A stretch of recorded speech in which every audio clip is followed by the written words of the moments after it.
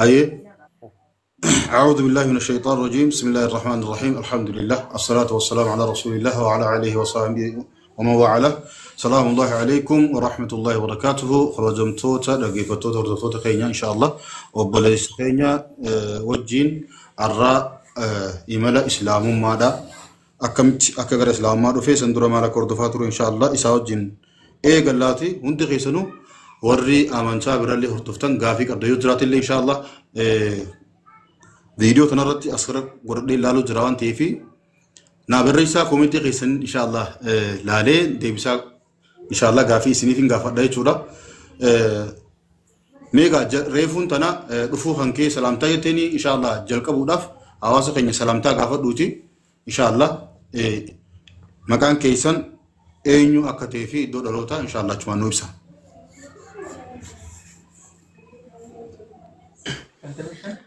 بسم الله والصلاة والسلام على رسول الله صلى الله عليه وسلم مقربيتين نيغلا سكان رامتا غدا بارا رماتا ايتين اني اوفيب سيتين توري جلقبان فيديو دوران توري كانين ارجين مقانكو دينياس دغو يوكين محمد امين دغو ديسيسان جدما اوروميا لتشوا غندبرت بكا جدموتين نلقدي اني دوران يوكينمو jalka barrakuudhaaf maatiin koo amantii duudhaa yookiin immoo waaqeffataa kan hordofan yommuu ta'an ani pirootestaantiin ture sanirraatiin ani waggaa 7 darban keessa gara amantii islaamaan deebi'e jechuudha sanirraa sababoota gara amantii islaamaa na fidan dhugaaleen hubadhee gara amantii islaamaa deebi'e sanirraati waa haasa'uufin deema inshaallah kan irraati namoonni kaanillee waa hedduu hubachuu danda'u especially namoonni amantii kaan hordofan keessaayu amantii kiristaanaa warreen hordofan waa hubachuu danda'u jedheetiin yaada kanarraa haasa'uufin deema inshaallah tole I think videoon jalqabaan gadhiisee ture afaan amaariffaatiin ture akkasuma afaan oromoo kan hin dhageenye as keessa jiraatan እኔ ዲናያስ ደጉ እባላለሁ ወይም ደግሞ መሐመድ አሚን እባላለሁ ኦሮሚያ ክልል ምዕራብ ሸዋ ግንደበረት የምትባል ወረዳ ነው የተወለድኩኝ በፊት ክርስትና ሃይማኖት መከተል ሲሆን ምንን አይቺ ምን ሆነ ተራዲቼ ወደ እስልምና እንደመጣው ከዚህ ልናወራ ነው አሁንስ ወደ እስልምና ከመጣው በኋላ ምን ላይ እንዳለው ከዛ ላይ ልናገር ስለሆነ በትግስት እንድታዳምጡኝ እና እኔ ያየሁትን የተረዳሁትን እውነት እንድትሰሙ ስለፈለኩኝ ነው እዚህ ጋር የጋበዝኳቸው በጥሪዬ ማለት ነው ስለዚህ እንድታዳምጡኝ በአላህ ስም ጠይቃችኋለሁ let me start by introducing myself bismillah salatu salam ala rasulillah sallallahu alaihi wasallam I start in the name of Allah the most beneficent the most merciful and may Allah's peace and a blessing be upon his last and final messenger Muhammad ibn Abdullah ibn Abdul Muttalib and on his companions his followers up to the day of judgment my name is Dinayas I was born and raised in Oromia, West Shawa, Gindabarat city, and I am the one who reverted to Islam religion. I used to follow Christianity 20 years ago, just for 20 years, and I am the one who reverted. I'm going to talk from the topic, what reverted, what returned me back to Islam religion. And I invite you all, just to be calm and stay here and listen from me by the will of Allah, inshallah. Then I will start soon, inshallah ta'ala. thank you jazakallahu khairan annama salgana len galatomi inshallah afanu danu tibit walgorad nairobi je inshallah me gafin jalqabarat inshallah ga maltu amantaa kamar doofu turte dura amantaan ati keessa turte san amantaa maal jaamti sanna deebisi Okay, ani jalqaba protestaantiin ture amantii pheentee tole kiristaanitii keessa isumatti dhalatte jechuu keessatti dhalatte keessatti dhaladhe otoo hin taane maatiin koo amantii qaalluu hordofan amantii duudhaa jechuudha ijoollummaarraa kaaseetiin naannoon ani itti guddadhe paasterootatu jira sagantaa karaa isaaniitiin darbu yeroo hedduu nan dhaggeeffadhaa. Carraa kitaaba yookiin immoo wangeela dubbisuullee ijoollummaa irraatiin argadhee ture. Sanirraa kan keessa sagantaa reediyoo Hiyaa'u Tasfaa jedhamuu fi kan sagalee Misraachoo jedhamutu reediyoodhaan darba yeroo hedduu. Saniin dhaggeeffadhaa sunumarraa ka'eetiin ilaalcha amantii Pirootestaantii na waliin diivilooppii ta'aa dhufe jechuudha. Maatiin koo amantii sun hordofuu yoo dhaban malee. Sun booda ani Pirootestaantii yookiin immoo amantii Pheenxeen hordofuu ture jechuudha. Okay, achi keessa amantii biraa osoo islaamummaan qabatin dura amantii biraa hordoftee beektaa? Hin beeku. Tole,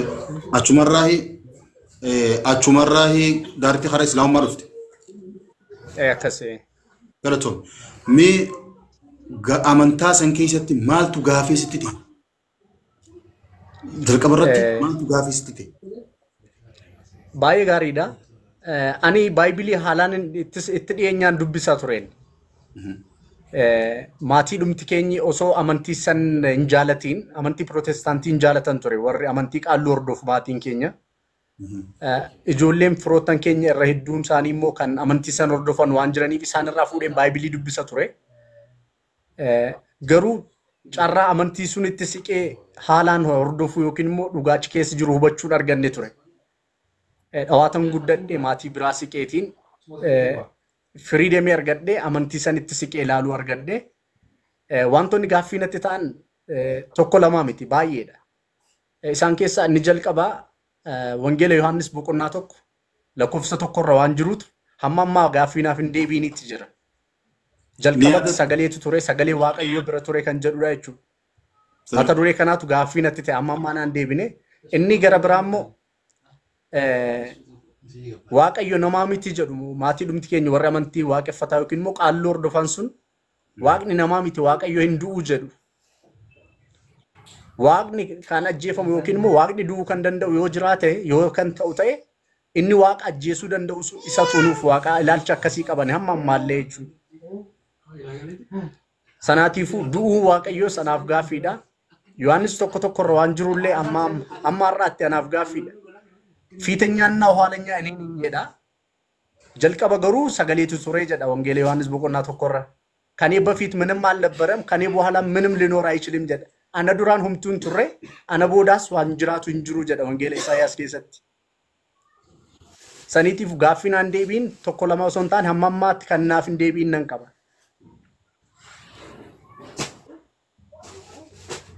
Tole. Yeroon fi wanti kun gaafii sitti gaafachuudhaaf yaaltee fakkeenyaaf paastoroota jira. Wanti ati gaafatu yaalte ni jira. Namoonni ati isa gaafattee gaafii kana siiniif hin danda'in. Okay. Baay'ee gaariidha. Gaafadheera.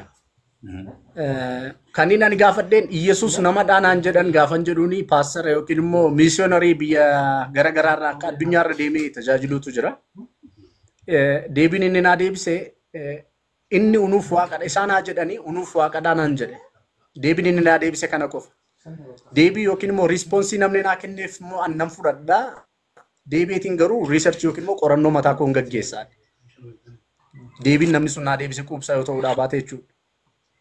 Saniitiifuu aayidiyooloojii yookiin immoo konfliktiin kiristaanitii keessa yookiin immoo haat riidiin kaaniif qabanis akkan waa'ee amantii gara biraa qoradhu na taasiseera. Yookiin sodaa yookiin immoo foobiyaan amantii islaamaatiif hawaasa keessatti dhaladhe irraa kan ka'e qabu sunumti osoo jiruuti akkan waa'ee amantii gara biraa qoradhu yookiin immoo waa'ee amantii gara biraa dubbisuu na taasise jechuudha. Okay. Amma teessuma lafaatiin naannoo Oromiyaa keessa haa ta'u malee naannoo sanitti amantaan warroonni amantaa islaamaa hordofan baay'inaan ni jiranii. Naannoo san. Okay. Naannoon itti dhaladhe moo? Naannoon itti dhaladhe keessa namni amantii islaamaa hordofu aanaalee afuriitu jira. Bakka ittiin dhaladhe irraa kaasee amma magaalaa Giinci jedhamtu gootti lixa Shawaa keessa. Aanaalee afran san keessaa islaamni jalqabaa anadha. Namni ani beeku hin jiru jechuudha sun dura. Namni amantii islaamaa hordofu hin jiru. Ilaalchi hawaasa amantiidhaaf qabaatu turan akka maal fakkaata? Okay, baay'ee gaariidha. Ilaalchi amantii Islaamaaf qaban akkas jedhee jechaan ibsuun natti ulfaata. Islaamni akka waan lafarraa nama dhabamsiisu amantii waraanatti yookiin immoo morma namarraa buusuutti amanu ilaalcha akkasii qaba. Uummanni ani keessatti dhaladhe stiil jechuudha. Amma alhamdulillah amma wayya garuu. Saniitiifuu ibsi fitadhu waan itti dabaltu qabaatte. Kanaatiifuu hawaasni ani keessatti dhaladhe misconception yookiin immoo ilaalchuma kanaan dura isarratti fe'ame yookiin immoo amantiin sun waan achi hin jirreef even osoo namni tokko achi keessa jira ta'eetii namni tokko hawaasni sun keessa osoo jiraate misconception yookiin immoo ilaalchi akkanaa kun hin jiraatu ture. Namni Islaamaa tasumaallee hin jiru. Jiraachuu qofa osoo hin taane namoonni asirraa deemanii Finfinneerraa mana siree buluudhaaf dhaqanii hoteelarraa ari'aman ni jiran. Ganda sun dhaqanii jechuudha.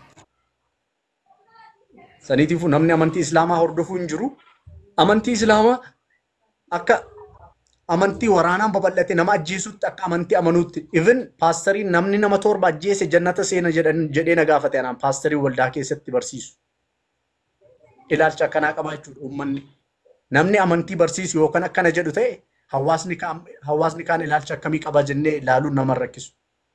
Okay, nama Islaamaa kana ajjeesuutu mindaa qaba jechuudha. Namni Islaamaa yoo nama biraa ajjeese jannata seena akkanatti beeka uummanni.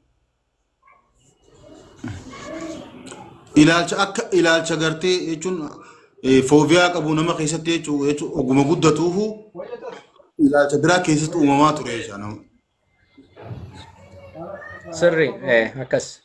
Okay. Nama hiriyaadhaa haa ta'u amma akkaatti naa himtetti naannoo sun Islaamni illee akka hin jirre yeroo jalqabaatiif illee maashaallah nama si dura nama beektu hin qabdu gara Islaamummaadhaa dhufte namni gara Islaamummaa akkaatti dhufteef sababa siitiin jira akkaatti gara Islaamummaa dhuftuuf namoota keessaa. Okay. Gaaffii baay'ee gaarii na gaafattanii. Namoonni ani namatti siqee akka hin gaafanneef yookiin immoo amantii Islaamaa namatti siqee akka hin gaafanneef sodaan an duraan of keessaa qabu ilaalchin an duraan qabu sun na keessa jira ture. Yeroo dheeraadhaaf namatti siqee gaafachuu miti osoon yuunivarsiitii gaafan seene doormiin anitti ramadame barataan Islaamaa ramadamee raate even maqaadhaan adda baasuun illee na rakkisa. Namni Islaama jedhamu doormiin anitti ramadametti osoo ramadamee raate yuunivarsiitiin baradhu hin ture. Maaliif ilaalcha hawaasa sun keessaa qabadhee baheetu na waliin jira waan ta'eef. Waa'ee Islaama waan hin beekuun waan hin jirreef jechuudha. Sanbooda dhawaata booda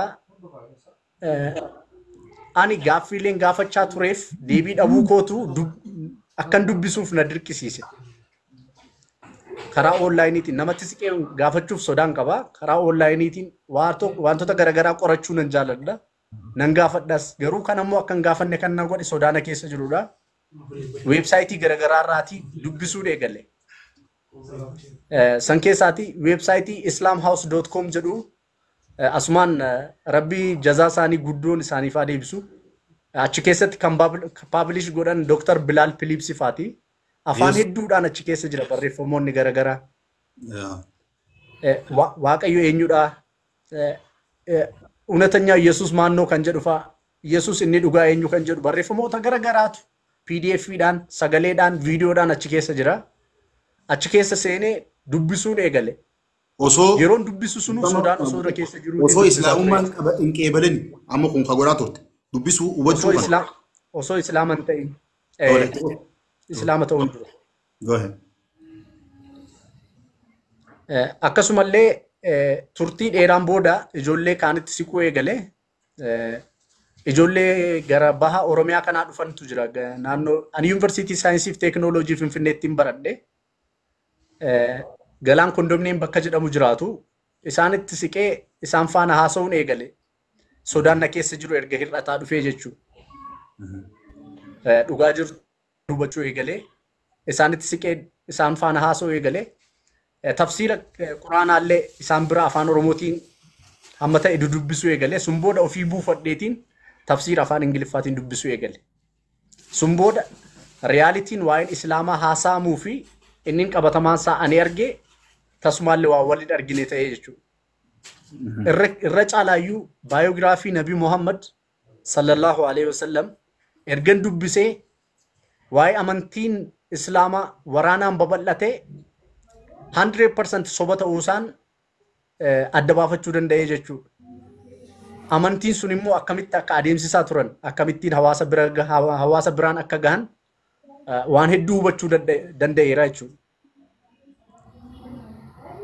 ماله نمنين اتسكة أكنتي حالان غافد واي إسلامنا الرابرد ننجو ما شاء الله مي شير قداتي نموت أمانتا برا هردفن اللي بلوتا غني خمس مسلمات في نمو ورا مسلمان تاين اللي اتنا أفيرا إن شاء الله غافل ليو كباتن إن شاء الله نادي يسوع دندهني يسوع فين دندوان تيجي شير قداتي نمن هندينو إن شاء الله جانا بسم الله جنة بير وان إسن أجايب وان إسن اللي جمتشي سوتاو وان عبدي هدو إسن تهروتو إسا برد رايجا يعني هنگا تكولين هاسوي وان انتروف وان إسيو دقيسن قلبين تيسن إتسن جمت وبليسا كنا قباتون أركتون وان قد الحمد لله رب العالمين تولي أصوغ